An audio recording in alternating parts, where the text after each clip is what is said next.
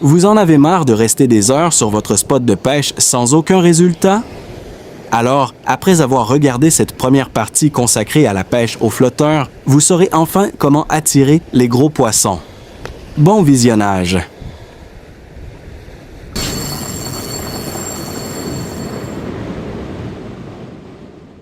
Comme j'ai l'habitude de le faire à chaque sortie, chers pêcheurs, je partage avec vous mes séances de pêche. Le but n'est pas seulement de prendre du poisson à chaque fois, mais aussi de vous faire vivre mes sorties. Les techniques utilisées, le plaisir de pêcher et le contact avec la nature.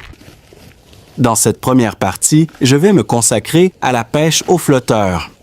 Mais avant de commencer, il faut trouver un moyen d'attirer différentes variétés de poissons sur le spot, ce qui n'est pas toujours évident. Pour cela, je récupère souvent des restes de pain que je conserve dans un sachet.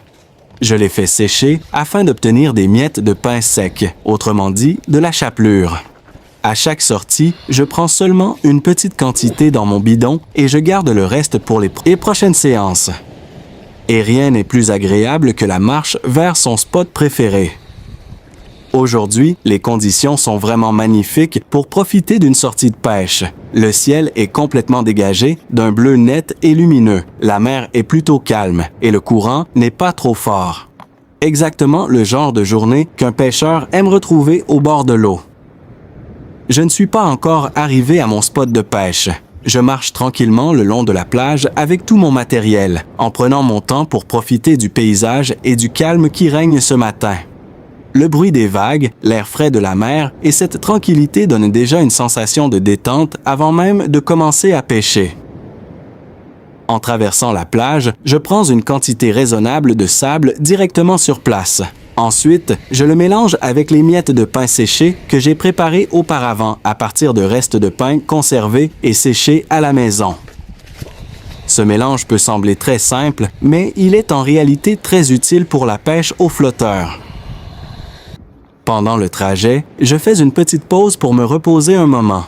C'est aussi une habitude que j'aime garder pendant mes sorties. Ne pas être pressé, profiter de chaque étape et rester connecté à la nature. La pêche, ce n'est pas seulement attraper du poisson, c'est aussi apprécier ces instants simples au bord de la mer. Les miettes de pain jouent le rôle principal dans l'attraction des poissons.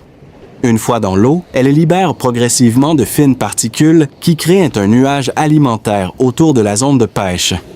Ce nuage attire naturellement différentes espèces de poissons curieux qui viennent chercher de la nourriture.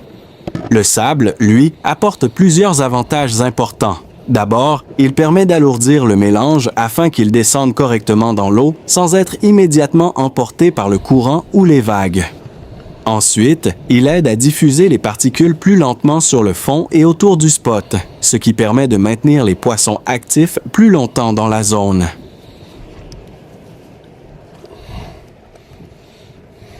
J'aime beaucoup cette méthode parce qu'elle reste naturelle, simple et économique.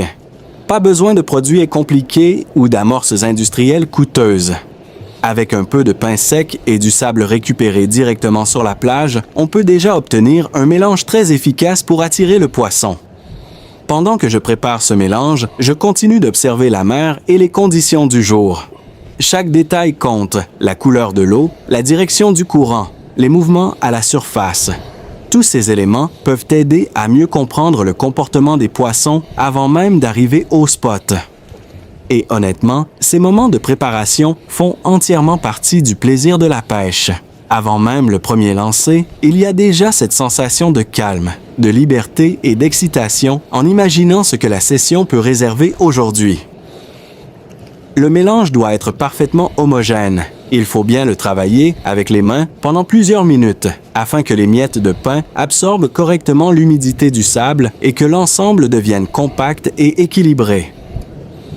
Cette étape est très importante car un mélange mal préparé risque de se disperser trop rapidement dès qu'il touche l'eau. Le but, justement, est d'obtenir une amorce capable de tenir suffisamment longtemps sous l'eau.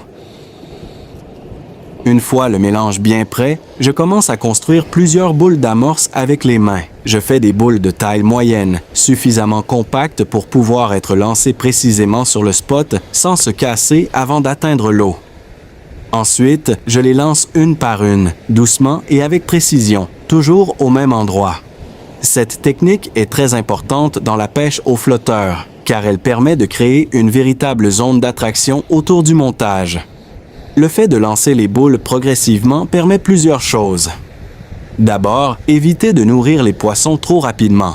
Si on envoie toute l'amorce d'un seul coup, certains poissons peuvent se rassasier rapidement et quitter la zone. Ensuite, maintenir une activité régulière sous l'eau. À chaque nouvelle boule qui se désagrège, de nouvelles particules se diffusent dans le courant et continuent d'attirer les poissons vers le spot. Cela permet aussi de garder les poissons concentrés exactement dans la zone où se trouve l'hameçon et le flotteur. Enfin, les différentes couches de diffusion créent un nuage alimentaire naturel qui peut attirer aussi bien les petits poissons que les plus gros poissons curieux qui restent souvent un peu plus loin au départ. Quand les boules commencent à travailler sous l'eau, les particules remontent légèrement avec les mouvements du courant, tandis que les éléments plus lourds restent au fond. Ce mélange d'attraction en surface et au fond crée une activité très intéressante autour du spot et augmente les chances de pigeons de touche. Dans certaines conditions, surtout quand la mer est calme comme aujourd'hui, cette méthode peut être extrêmement efficace pour maintenir le poisson actif pendant une longue période sans avoir besoin de suramorcer constamment.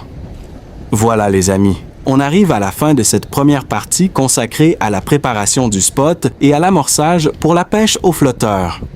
Dans la prochaine partie, on passera directement à l'action avec l'installation du montage, les premiers ancers et, je l'espère, les premières sunstouches sur le spot. Si cette vidéo vous a été utile, n'hésitez pas à laisser un like, à commenter et à partager la vidéo pour soutenir la chaîne et recevoir très bientôt la deuxième partie. Merci à tous pour votre soutien et à très bientôt pour la suite de cette session de pêche.